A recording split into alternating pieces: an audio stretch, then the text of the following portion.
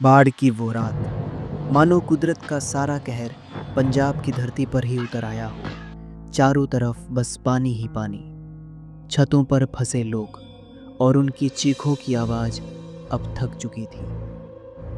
भाई, जल्दी यहाँ आओ। देखो, पानी अब छत से थोड़ी ही दूर रह गया है। अब क्या होगा भाई, मुझे बहुत डर लग रहा है। ओए रब्बा, बस कर। कितना और कहर बर पाएगा तू? पहले ये सब कुछ तबाह हो चुका है। रंजीत और उसकी बहन सिमरन अपने मामा के गांव घूमने आए थे, लेकिन उस रात वो दोनों अकेले ही छत पर फंस गए। उनके मामा सुबह से गांव में मदद के लिए निकले थे, मगर अभी तक लौट कर नहीं आए थे। पानी का बहाव और तेज हो रहा था।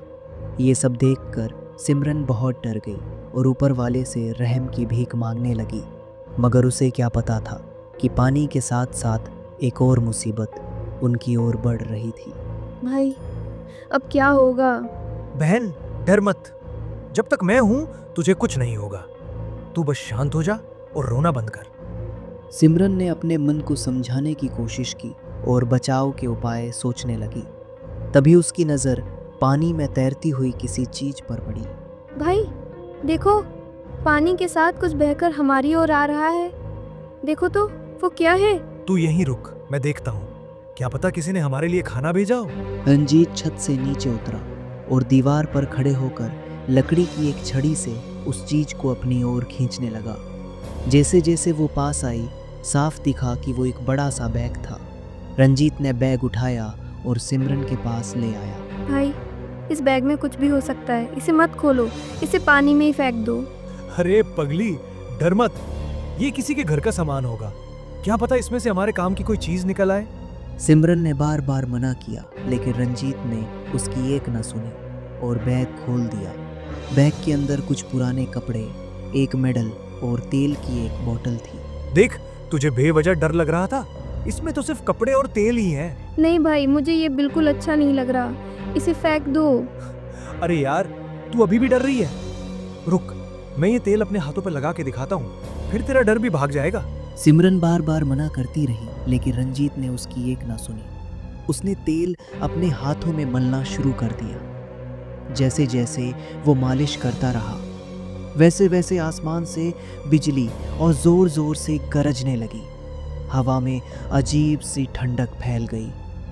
सिमरन का डर अब और बढ़ गया, क्योंकि उसे रंजीत के पीछे दीवार पर किसी का साया दिखा। भाई, भाई, पीछे देखो, कोई खड़ा है। रंजीत ने जैसे ही पीछे मुड़कर देखा, उसका खून जम गया। वहां एक हड्डियों वाला लंबा चौड़ा आदमी खड़ा था। उसके बदन पर सिर्फ एक पुरानी सी लंगोट थी, चेहरा गुस्से से भरा और आंखें लाल जलती हुई। रंजीत को अब सच्चाई समझ आ रही थी। जिस तेल से उसने अपने हाथों की मालिश की थी, वो एक साधारण तेल नहीं था, बल्कि एक मरे हुए पहलवान का तेल था। और अब उसी पहलवान का चेहरा रंजीत को साफ साफ दिखाई दे रहा था, जिसमें गहरी नाराजगी और खौफनाक गुस्सा झलक रहा था। ये सब देखकर रंजीत और सिमरन की रूह तक कांप उठी और उनके चेहरे पर डर साफ झलकने लगा। लेकिन अब बहुत देर हो चुकी थी। तेल की खुशबू ने उस आत्मा को पूरी तरह जगा दिया था।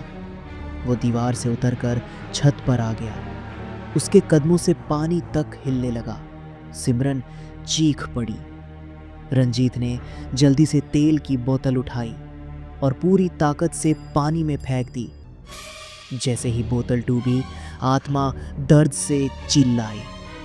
उसकी चीख पूरे गांव में गूंज गई। धीरे धीरे उसका शरीर धुंध में बदल गया और पानी में समा गया। सिमरन ने राहत की सांस ली, लेकिन रंजीत अब भी कांप रहा था। सुबह पानी उतरने लगा। गांव वाले मदद के लिए आए, मगर रंजीत और सिमरन की आंखों में वो डर आज तक बाकी है, क्योंकि बाढ़ तो खत्म हो गई थी, लेकिन उस पहलवान की आत्मा शायद आज भी पंजाब की मिट्टी पर भटक रही है।